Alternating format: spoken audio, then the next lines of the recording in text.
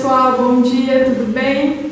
Então hoje a gente vai fazer um pouquinho uma retomada de conteúdo do que a gente viu durante o primeiro bimestre na apostila, correto? Eu passei aqui no quadro um mapa mental bem simples para vocês, só para a gente ir conversando sobre os assuntos e retomando alguns conceitos, ok? A gente viu um pouquinho então sobre o processo de globalização, mundialização e glocalização. Vocês lembram o que significam esses conceitos?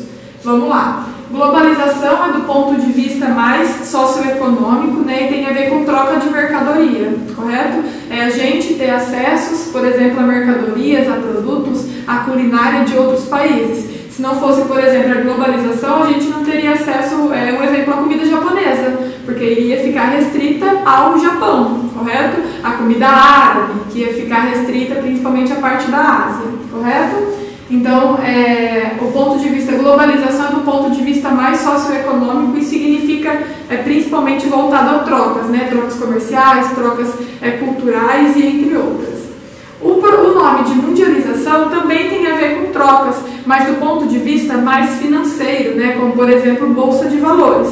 Já o processo de glocalização, né, como a gente viu em sala, são criação de alguns produtos específicos para atender determinada região. Então vamos dar um exemplo, né? A região norte do país tem o hábito de consumir o cupuaçu. A gente aqui, a grande maioria da população aqui da região mais central e sul nunca nem viu o cupuaçu na vida, tá? E eles lá têm o hábito de consumir. Então o que seria esse processo de glocalização? Um exemplo é fazer a criação de um picolé de cupuaçu para atender aquele público. Claro que esse picolé pode ser vendido em outras regiões, mas o público principal dele vai ser a região norte, que são pessoas que têm o hábito de consumir essa fruta, ok? Falando um pouquinho sobre a Revolução Industrial, né, a gente viu algumas características que ocorrem no decorrer dessas revoluções, né? E a gente tem 3 revoluções oficialmente, oficial, né? E a gente tem uma quarta que está em processo agora, né? Então a primeira revolução industrial está relacionada à questão da máquina a vapor, né? A introdução então de um processo produtivo onde não se utiliza totalmente a mão de obra manual, né? E sim tem a questão da queima do carvão, né? Que utiliza como força. A segunda, a questão do trabalho em série, né? Então, onde cada um vai fazer uma etapa no processo de produção, fazendo com que esse produto se torne mais ágil a produção. O terceiro, que seria o uso da tecnologia, né? Então, a questão de robôs, né? Durante o processo. E o quarto, que é o que a gente está vivenciando hoje, seria então a inteligência artificial. Seriam então produtos e máquinas programadas que trabalham sozinhas, né? Não necessariamente de um ser humano que a comande. Quando a gente fala, quando a gente usa o termo de globalização, a gente consegue fazer, por exemplo, um levantamento de pontos positivos e negativos que essa globalização traz, né?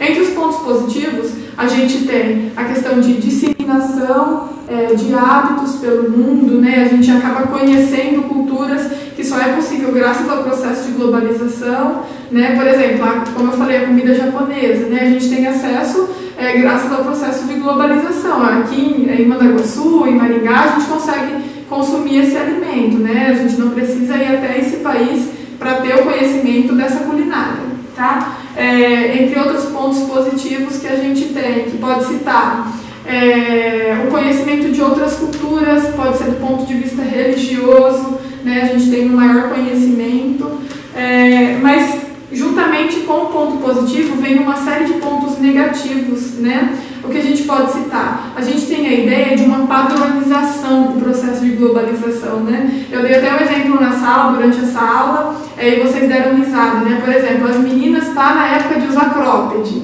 né? Todas as meninas usam cropped, né? Que é aquela blusinha mais curta. Isso daí tende a padronizar, né?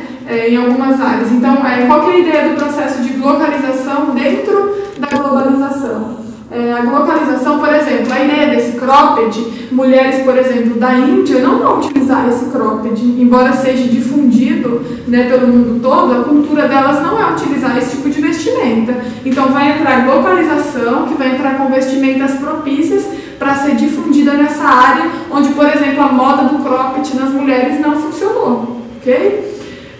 Dentro desse assunto também, de globalização como um ponto de vista negativo, a gente tem a questão da xenofobia, que seria então preconceito com pessoas que vêm de outros países ou de outras regiões que apresentam algumas culturas diferentes das que a gente está habituado, né? Então, por exemplo, a gente recebeu uma leva muito grande de haitianos, né, em território brasileiro, principalmente aqui na região sul do Brasil.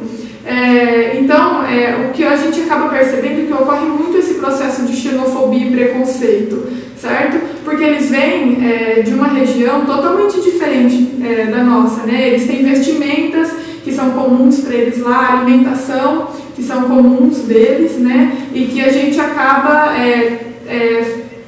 tendo certa estranheza, né? Digamos assim, quando a gente entra em contato com essa cultura, tá? Então, esse processo de xenofobia nada mais é do que ter preconceito, ou criticar, ou julgar uma pessoa pela cultura que ela tem, pela tradição histórica que ela teve, beleza? Então, esse daqui foi o apanhado geral do nosso primeiro bimestre.